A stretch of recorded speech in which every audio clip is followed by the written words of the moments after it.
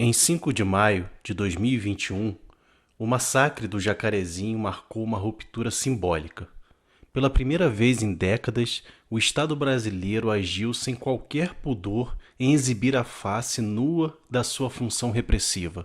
Naquele episódio, 28 pessoas foram executadas sob o pretexto de uma operação contra o tráfico, mas o que se viu foi o ensaio geral de uma nova forma de governar, um governo pela morte. O texto que escrevi então, intitulado Jacarezinho e o Narco-Estado, já apontava esse caminho.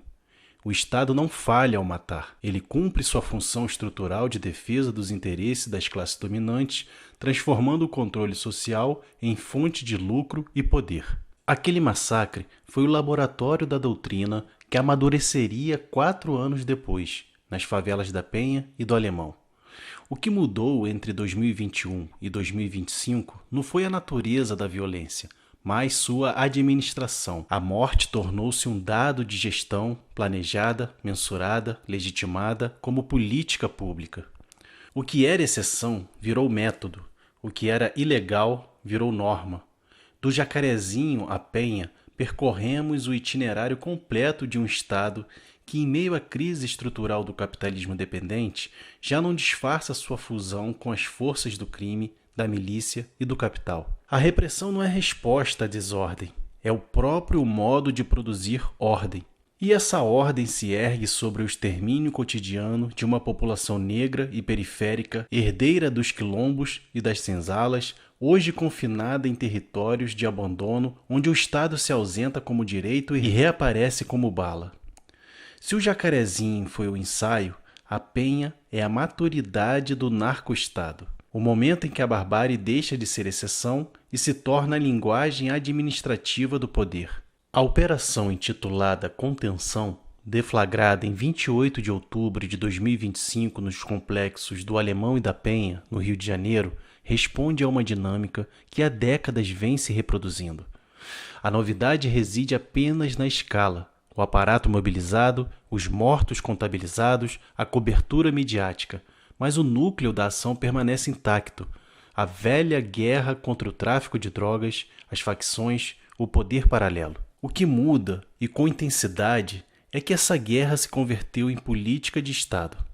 Logo, para compreendê-la, devemos deslocar o foco da contenda imediata para o fundamento estrutural.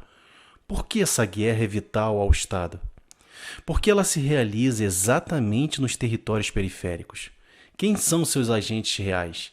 Não apenas visíveis à luz da mídia, mas aqueles que continuam invisíveis porque se inserem no funcionamento do sistema. O Estado burguês, forma política do capital, tem por pressuposto a defesa dos interesses das classes dominantes e de suas classes auxiliares.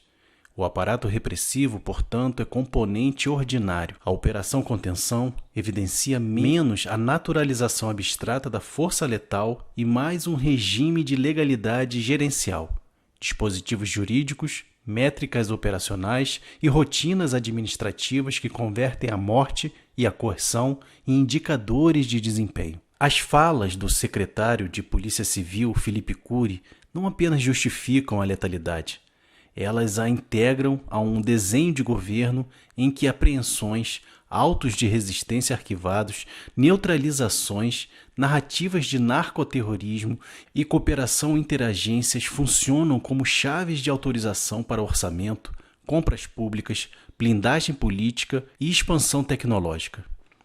Ao declarar que o Rio vive um estado de guerra, Cury enuncia uma doutrina de gestão territorial.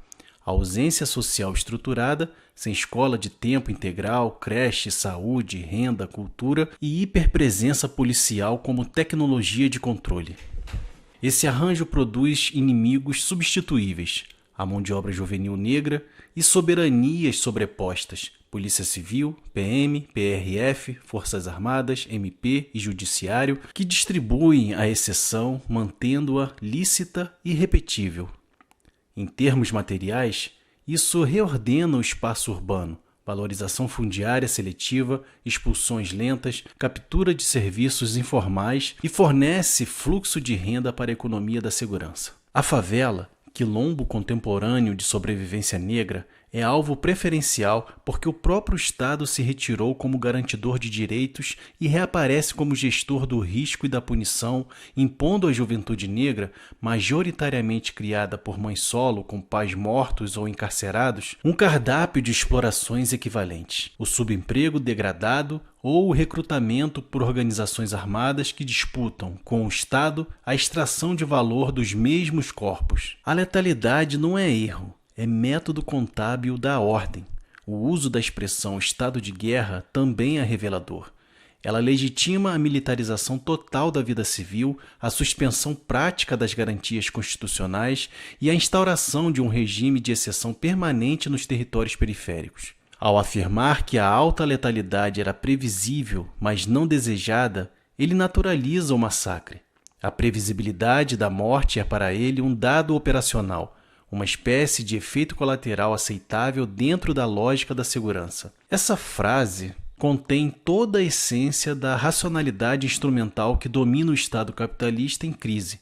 A morte não é um erro, mas um custo calculado, inscrito na contabilidade da gestão social.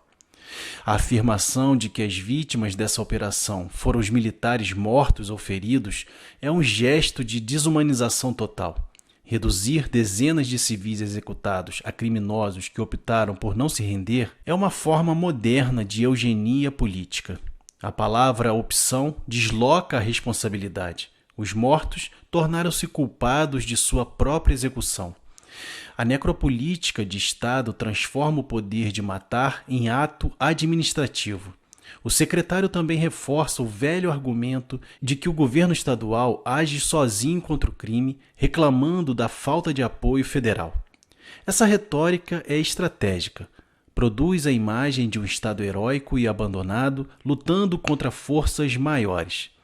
Mas na prática serve para esconder o verdadeiro abandono, o do povo pobre, o das favelas, o dos trabalhadores precarizados que vivem sob cerco. A disputa entre governo estadual e governo federal é apenas disputa de gestão da barbárie. Nenhum dos lados questiona o princípio fundamental da política de segurança, o de que a vida periférica é descartável e o território popular é zona militarizada. Quando Cury afirma que a operação foi planejada e cumpriu as normas legais, temos a normalização do absurdo. Cumprir a lei enquanto se assassinam dezenas de pessoas é o sinal inequívoco de que a legalidade foi totalmente absorvida pela lógica da exceção. O problema não é o descumprimento da lei, é a lei que já incorporou o crime como sua função. A modernidade jurídica burguesa sempre conviveu com a violência como fundamento.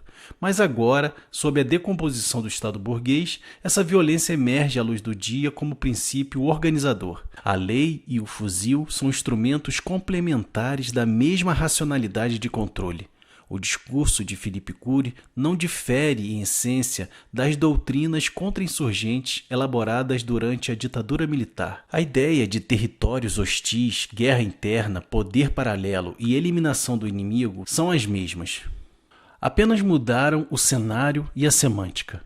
O inimigo, antes identificado como subversivo, é hoje o traficante, o criminoso, o narcoterrorista. A função política é idêntica: manter a população aterrorizada, justificar o orçamento bélico, garantir a disciplina da força de trabalho e impedir a organização autônoma das classes subalternas. A favela é tratada como colônia interna, espaço de ocupação e saque, laboratório da política de exceção. Quando o secretário diz que o Rio vive um estado de guerra, ele não mente, apenas não diz quem declarou essa guerra. Não foram os moradores que invadiram as instituições, foi o Estado que invadiu os lares dos trabalhadores. A guerra não é entre o bem e o mal, como repete a imprensa, mas entre o capital e a vida. As forças de repressão são o braço armado da acumulação, necessárias para conter o excedente humano que o capital não absorve. Por isso essa guerra não termina, ela é vital ao funcionamento do sistema. Ela renova a legitimidade de governos que se sustentam pelo medo e pela promessa de ordem e movimenta toda uma economia paralela de segurança, armas, blindados, vigilância, contratos e corrupção. A fala de Cury é exemplar de uma classe dirigente que governa pela violência e pela mentira. Seu discurso combina tecnocracia e brutalidade, moralismo e cinismo. Ao justificar o massacre em nome da legalidade, ele reafirma o dogma central do Estado burguês, a preservação da propriedade e da hierarquia social acima da vida. No fundo, o que Cury chama de contenção é a gestão da miséria, é a administração do excesso humano produzido pela crise estrutural do capitalismo dependente. É o modo pelo qual o Estado regula o fluxo da barbárie que ele mesmo produz. A guerra urbana é o instrumento de contenção da superpopulação relativa, uma massa de trabalhadores precarizados, racializados e confinados nos territórios periféricos, cuja existência excede as necessidades de valorização do capital, mas cuja disciplina é vital à estabilidade da ordem. O que se chama de combate ao tráfico é a máscara ideológica dessa contenção. Um dispositivo que converte a pobreza em ameaça e a miséria em inimigo. A guerra contra o Comando Vermelho é o álibi que legitima o reordenamento social e territorial exigido pelo capital. Reorganiza a cidade, valoriza o solo, desloca populações, reconfigura poderes locais e renova o pacto entre Estado, milícia e mercado. Desde meados da década de 1980, como mostram estudos de Loïc Wacquin, entre outros, o aparato estatal trata as favelas como zonas de exceção, territórios coloniais internos onde se exercita a soberania do extermínio. O que estamos diante, portanto, é de um Estado que internalizou a necropolítica. A chamada guerra às drogas é método de governo, uma política de morte administrada em nome da ordem. Por que esse confronto se realiza e, mais ainda, por que se concentra nos territórios como Alemão e Penha? Esses espaços são exemplos paradigmáticos. Densos assentamentos periféricos, população majoritariamente negra, renda per capita inferior à média da cidade, infraestrutura política deficiente e historicamente sob o controle parcial ou total de facções armadas, como o Comando Vermelho, ou de milícias que surgiram no vazio estatal. Esse entrelaçamento entre informalidade econômica, ausência estatal e violência organizada é largamente documentado. Ali se instaurou uma governança paralela, criminal, política, econômica, e o Estado, longe de erradicá-la de modo frontal, passa a disputá-la ou a se fundir com ela. O território da favela constitui, então, um território de acumulação de exceção. Nela, a população é alvo de policiamento militarizado, desaparecimento de garantias, letalidade elevada e lucro mediante extração, direta ou indireta, de suas vidas. Vejamos a dinâmica concreta da operação. Milhares de agentes, 2.500 segundo fontes, mobilizados em blindados, drones, armas automáticas. A reivindicação governamental de narcoterrorismo, múltiplos corpos deixados nas ruas, escolas fechadas, transporte interrompido. Isso revela que a operação não se dirigia apenas a líderes do tráfico, mas visava um território como conjunto. Em tal operação, a morte é parte do desenho. A continuidade do projeto de estado de guerra torna-se visível. O que ocorrera em 5 de maio de 2021 no Jacarezinho foi, portanto, ensaio. A maturidade se verifica agora.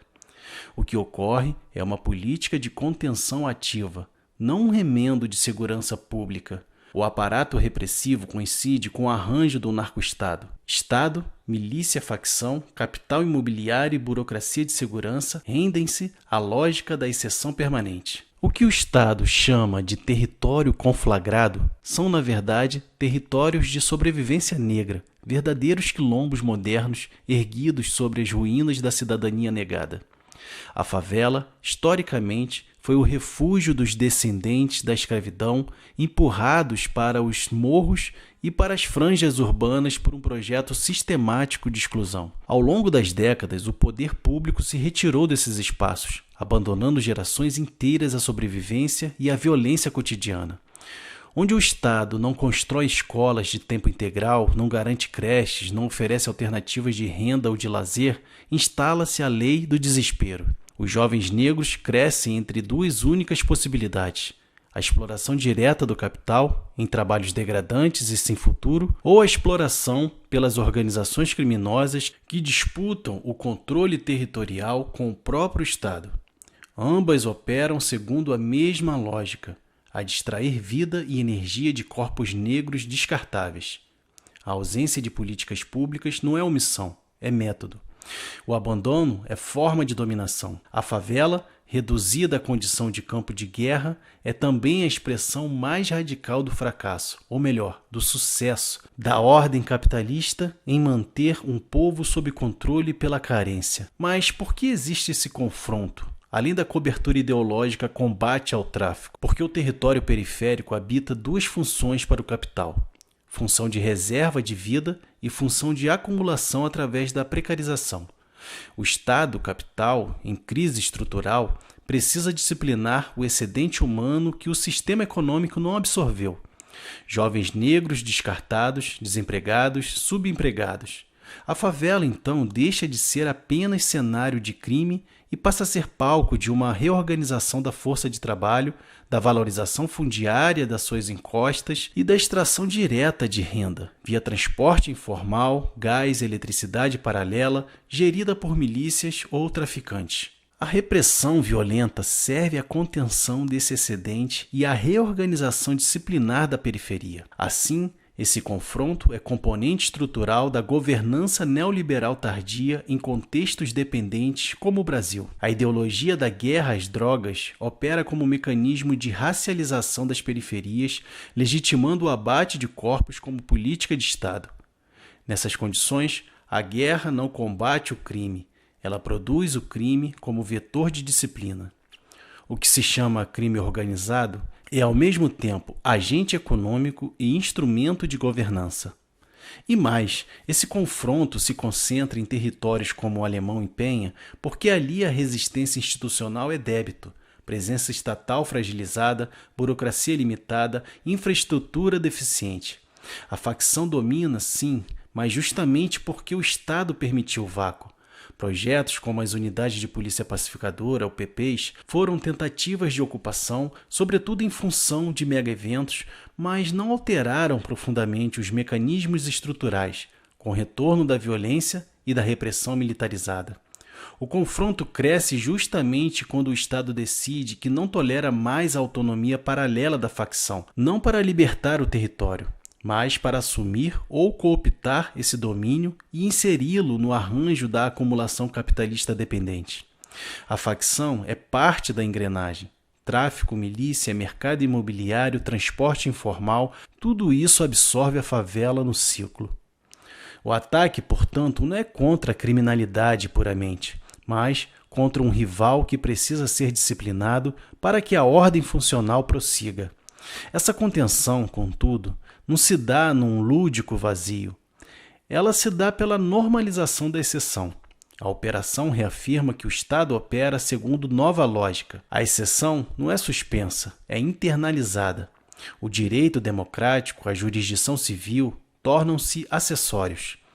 Como analisa a teoria crítica da necropolítica, o Estado define quem pode viver e quem deve morrer. Isso é visível nas favelas, onde os jovens negros são mortos por operações policiais com quase nenhuma responsabilização. O sistema de garantias tampouco opera com intensidade. A impunidade é parte integrante. A letalidade elevada se legitima pela ausência de consequências reais. É certo como o nascer do dia que as forças responsáveis sairão incólumes. A operação de 2025 confirma: seletividade letal mais impunidade igual regime de guerra permanente. Nem a esquerda institucional, nem a direita resolverão o problema, porque ambas são partes da lógica da barbárie criminosa promovida pelo Estado. A direita homenageia o exterminador. A esquerda pede menos letalidade, reforma policial, mais direitos humanos, mas mantém intacta a compreensão de que o Estado-segurança pode curar o mal social. Essa crença é falsa. O que temos é o próprio Estado-segurança agindo como gestor da violência e da disciplina social. A esquerda institucional replica a confiança no Estado e na fórmula de policiamento, apenas com cor diferente. A direita replica com maior virulência. Em ambos os casos, reproduz-se o narco-estado. Quando examinamos a gestão de Cláudio Castro no Rio de Janeiro, percebemos que ele não inaugura o modelo, ele o aprofunda. Não é a causa, mas o operador consciente de uma maturidade do modelo. Ele governa por meio da guerra, faz da operação letal sua marca, contabiliza mortos como troféus de poder. E mais importante, institucionaliza a lógica da exceção. A mídia anuncia a maior operação em 15 anos, os jornais festejam o aparato, os analistas falam em choque de ordem. Mas a verdade é que esta operação diz menos sobre um governo e mais sobre o funcionamento avançado do regime capitalista dependente brasileiro, em que a periferia é zona de sacrifício, de extração, de experimentação da governança de exceção.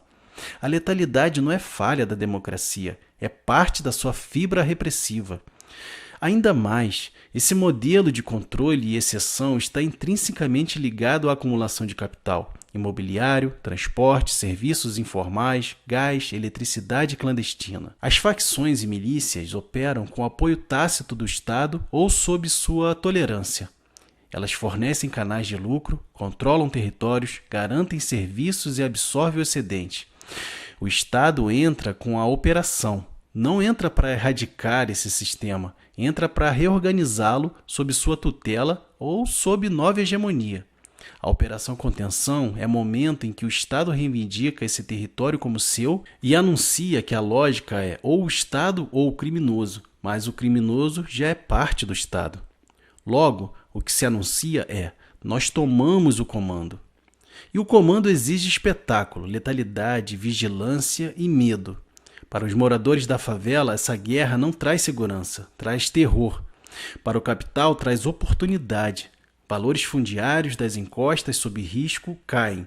Investidores especulam. Transporte informal é controlado.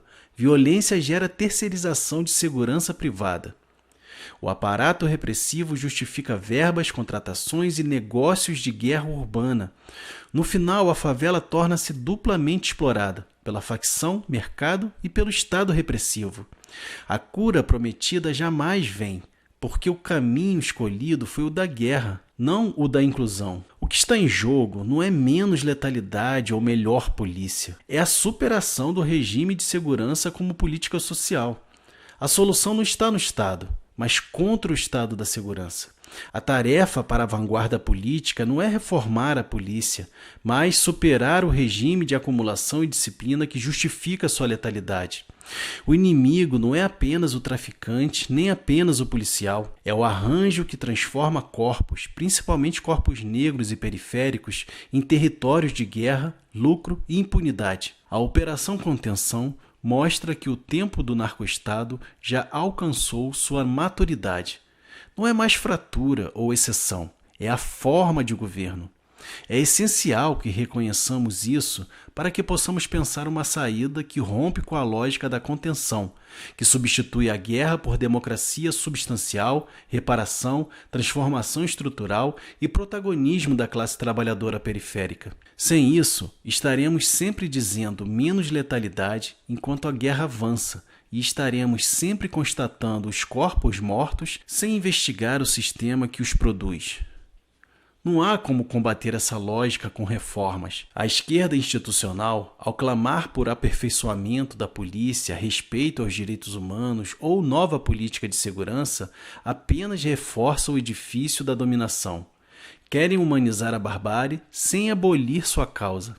A direita, por outro lado, faz da barbárie sua bandeira, exigindo mais armas, mais fuzis, mais sangue. Ambas são faces do mesmo projeto: a manutenção da ordem capitalista e a perpetuação da miséria. A saída não está entre essas alternativas. A saída está na recusa radical dessa estrutura, na organização autônoma dos trabalhadores e dos povos periféricos, na construção de uma política de libertação que não dependa do Estado, mas o confronte. A história cobrará caro por essa normalização do horror. Quando o Estado chama de guerra o que é massacre, quando chama de contenção o que é extermínio, quando chama de planejamento o que é barbárie, já não restam dúvidas sobre o caminho percorrido. O Rio de Janeiro, sob Cláudio Castro e Felipe Cury, tornou-se o espelho mais límpido da degradação do Estado burguês brasileiro. Um regime de segurança que não protege, uma democracia que mata, uma lei que justifica a exceção. Enquanto não rompermos esse ciclo infernal, o país inteiro seguirá sendo governado pela morte. As Forças Armadas, inseridas nesse processo, cumprem o papel de guardiães da propriedade e da estabilidade social, não o de defensores do povo. Sua função é assegurar que a guerra interna permaneça confinada às fronteiras invisíveis que separam o mundo legal do mundo descartável. São elas que definem onde o sangue pode ser derramado e onde deve haver silêncio. Essa estrutura vem se sofisticando. Desde as campanhas coloniais, a Força Armada do Estado se orienta menos pela defesa da soberania nacional e mais pela repressão das insurreições internas. É um exercício voltado para dentro, para o controle de sua própria população. A Operação de 2025 é apenas a face atualizada dessa função histórica. A verdadeira função das Forças Armadas nessa guerra é, portanto, política. Elas não combatem drogas nem defendem vidas, asseguram a permanência de um regime de dominação. Funcionam como mediadoras entre as elites econômicas, o capital financeiro e os aparelhos policiais. Sua presença é a garantia de que a violência não transborde, de que a revolta popular não encontre brecha, de que a guerra permaneça controlada e produtiva. A militarização da vida cotidiana é a resposta preventiva à ameaça latente de desobediência social. É uma forma de neutralizar qualquer possibilidade de ruptura. O terror é método. É necessário compreender que a economia do tráfico e a economia formal não são mundos separados. O dinheiro do tráfico circula por bancos, financia campanhas, compra imóveis, sustenta empresas de fachada. A fronteira entre o legal e o ilegal é apenas uma convenção ideológica. O que existe de fato é uma divisão funcional do trabalho violento. O Estado regula quem pode matar, quem pode lucrar e quem deve morrer. Essa regulação é o coração da política de segurança. Por isso, as operações nunca atingem os circuitos superiores do narcotráfico. A guerra é travada contra o elo mais fraco, contra a mão de obra precarizada, contra o corpo que serve de escudo para a economia da morte. A reorganização promovida pelo Estado por meio da Operação Contenção é um ajuste na topografia do poder. Não se trata de restaurar a ordem, mas de redistribuir o caos. A cada massacre, as linhas de comando se redesenham, as alianças se refazem, o equilíbrio se recompõe. O que se vende como vitória é, na verdade, a manutenção do mesmo sistema em novas bases. A operação funciona como ritual de purificação. O Estado demonstra força, a mídia celebra, a classe média sente-se protegida e o capital respira aliviado. A violência cumpre sua função simbólica de renovar a fé na autoridade, ao mesmo tempo em que reconfigura as relações de poder dentro da própria máquina estatal. O combate ao tráfico é uma ficção necessária. Ele alimenta o mito da autoridade moral e a crença na neutralidade das instituições. Mas o que se esconde sob esse discurso é o velho funcionamento da dominação de classe. O uso da violência seletiva como instrumento de governo. A operação não combate o crime, combate a possibilidade de emancipação. A cada casa invadida, o Estado reafirma que não há saída fora da sua tutela. A guerra é o modo de impedir que o povo perceba que o verdadeiro inimigo é o sistema que o extermina em nome da ordem. A contenção, portanto, é mais do que uma política de segurança. É uma política de classe. Seu objetivo não é proteger, mas preservar. Preservar o lucro, preservar o medo, preservar o silêncio. O Estado se reorganiza quando as contradições sociais ameaçam escapar ao seu controle. Ele recalibra suas engrenagens, desloca o foco da crise econômica para o inimigo interno e oferece à sociedade o espetáculo da guerra como catarse. Cada operação é uma pedagogia de submissão. Ensina que a paz é privilégio, que a vida é concessão e que a morte é merecida. Ao fim, o que a Operação Contenção revela é o rosto nu do poder. O Estado como administrador do crime, o Exército como tutor da ordem, a polícia como mediadora entre o legal e o ilegal. E enquanto a sociedade continuar acreditando que o problema é o tráfico e não o sistema que o produz e o regula, a barbárie continuará sendo a linguagem oficial da política. A verdadeira contenção é a do povo, contido pelo medo, pela miséria, pela morte. É essa a vitória silenciosa do Estado sobre a vida. A guerra interna brasileira é um projeto de Estado, não de governo. Sua permanência através das décadas revela que a repressão é uma necessidade funcional. O capital precisa de ordem para continuar existindo, e o Estado, sua forma política, se encarrega de garantir que essa ordem seja mantida pela violência legalizada. Mudam-se os governos, alteram-se os discursos, mas a estrutura permanece. Quando se fala em forças de segurança, fala-se na coluna vertebral da dominação burguesa. Ela é o verdadeiro partido permanente do Estado. O governo federal, em qualquer de suas versões, não se limitou a reproduzir essa estrutura. Ele a expandiu. A crença de que o fortalecimento das instituições republicanas implicaria uma democracia mais robusta serviu de justificativa para a ampliação inédita dos aparatos repressivos. Durante os anos de euforia desenvolvimentista, a aposta era clara: blindar o Estado contra qualquer ameaça de ruptura social. Quando Dilma Rousseff inaugurou a chamada Cidade da Polícia, não estava promovendo modernização técnica ou eficiência administrativa. Estava consolidando a centralização do controle policial e militar sobre o território urbano. Aquele complexo de delegacias especializadas, laboratórios e forças táticas sintetizava o projeto do Estado brasileiro pós-2003. Sofisticar a repressão sob a estética da gestão. A construção da Cidade da Polícia foi apresentada como símbolo de racionalidade e de combate à corrupção dentro das corporações. Mas o que ela de fato instituiu foi um modelo de integração entre inteligência policial, poder judiciário e tecnologia militar, um salto qualitativo na coordenação das forças repressivas. Sob o pretexto de combater o crime organizado, o Estado organizou a sua própria estrutura de guerra permanente. A esquerda institucional chamou isso de segurança cidadã, a direita de ordem e progresso. Na realidade, tratava-se de consolidar a vigilância sobre os corpos e as vozes que ameaçavam a estabilidade da acumulação. O projeto político de pacificação dos territórios periféricos, as UPPs, e o investimento em infraestrutura policial foram faces da mesma moeda. A suposta integração social das favelas serviu de laboratório para a gestão militar da pobreza. O compromisso do governo federal com as Forças Armadas jamais foi de confronto, mas de conciliação e recompensa. O orçamento da defesa, ao longo de 2 décadas, cresceu exponencialmente. Nenhum governo ousou reduzir a influência política dos militares. Ao contrário, todos procuraram reconvertê-la em força estabilizadora. As Forças Armadas foram mantidas como poder tutelar da República. Receberam verbas, cargos, homenagens e um papel central na legitimação moral do Estado. A velha casta fardada foi incorporada à máquina administrativa como símbolo de eficiência e patriotismo, ocultando sua função real: garantir que o povo permaneça no seu lugar. O fortalecimento das estruturas repressivas nesse contexto não é uma falha dos governos populares, mas sua contradição interna.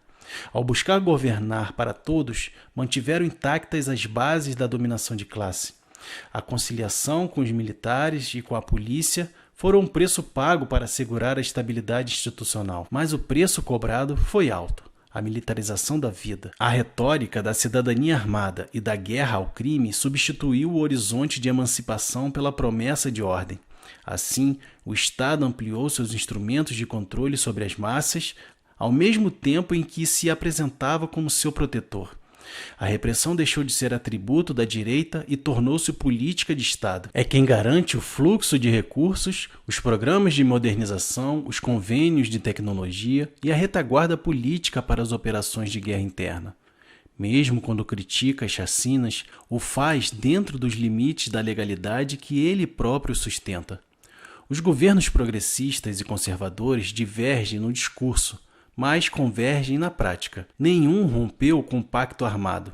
O exército segue controlando a Amazônia sob a lógica da segurança nacional, as polícias seguem militarizadas e os territórios urbanos seguem vigiados por câmeras, drones e bases móveis. O Estado democrático de direito é, na prática, um estado de exceção administrado. Nesse quadro, o governador do Rio de Janeiro, Cláudio Castro, é apenas a personificação regional dessa engrenagem. Advogado, católico, militante e aliado orgânico da extrema-direita, Castro é a expressão mais nítida do consenso repressivo. Herdou o cargo após o impeachment de Witzel e foi reeleito com o apoio das milícias políticas, dos empresários da segurança e do clero fundamentalista. Seu governo se sustenta sobre 3 pilares: a repressão armada, o moralismo religioso e a aliança com o capital imobiliário. Ele governa pela guerra e através da fé. Cada operação policial é um sermão sobre a necessidade da morte para garantir a paz. Castro governa como um síndico do narcoestado. Administra o pacto entre o Estado formal e as forças ilegais que realmente controlam o território. Sua função é coordenar a convivência entre polícia, milícia e facções, equilibrando interesses e redistribuindo lucros. Quando um desses elementos se torna disfuncional, quando a violência escapa do script, quando o tráfico desafia a hierarquia ou quando a opinião pública exige espetáculo, o governador autoriza a chacina. A Operação Contenção é parte desse mecanismo de ajuste. Sob o pretexto de combater o narcotráfico, o Estado redefine as fronteiras da soberania e restabelece a hierarquia do medo. A figura de Cláudio Castro representa a síntese perfeita do Estado burguês em sua fase de decomposição moral. Um homem de fé que abençoa o fuzil, um gestor que transforma o massacre em estatística, um político que governa com o evangelho numa mão e o decreto de morte na outra. Sua retórica de guerra justa legitima o genocídio e confere aparência de virtude à barbárie. Ele se apresenta como defensor da ordem, mas sua ordem é o caos administrado. É a mesma lógica que permeia todo o sistema. O poder não quer eliminar a violência, quer monopolizá-la. As forças do Estado, do governo federal e do governo estadual estão articulados por uma divisão de tarefas. O governo central fornece o enquadramento legal, o financiamento e o discurso de modernização. O governo estadual executa com brutalidade a política de contenção. As Forças Armadas garantem o pano de fundo moral e o respaldo simbólico da autoridade. Essa divisão mantém o equilíbrio entre as classes dominantes, ao mesmo tempo em que reprime qualquer movimento de ruptura. A violência se distribui de modo racional. O centro formula, a periferia morre. Essa estrutura revela o verdadeiro compromisso do Estado com as Forças Armadas. O pacto é simples: estabilidade em troca de autonomia. O Exército preserva sua influência, sua estrutura corporativa, seus privilégios e seu papel de árbitro. Em troca, garante que a República não seja atravessada por forças populares incontroláveis. Esse pacto, firmado na transição democrática e reafirmado por todos os governos subsequentes, é a espinha dorsal do regime. Ele explica por que a militarização da política é tão profunda e por que as chacinas se repetem com regularidade burocrática. O Estado aprendeu a governar pela exceção. Em meio a essa engrenagem, o povo é o material de sacrifício. Cada operação policial é um ato litúrgico. Celebra a união da nação em torno da violência e renova a fé nas instituições. A imagem de soldados patrulhando favelas de helicóptero, cruzando os céus de blindados nas ruas, serve como espetáculo de poder. O medo torna-se a cola ideológica da sociedade. O trabalhador, o morador, o corpo negro e pobre são o preço da estabilidade. O Estado, ao matar, reafirma sua legitimidade.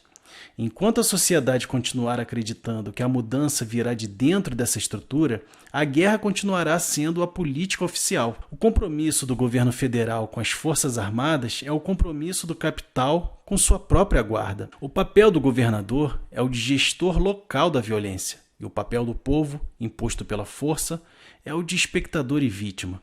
O verdadeiro combate não se trava entre o Estado e tráfico, mas entre dominação e emancipação, entre vida e morte, e nesse campo o Estado escolheu seu lado há muito tempo.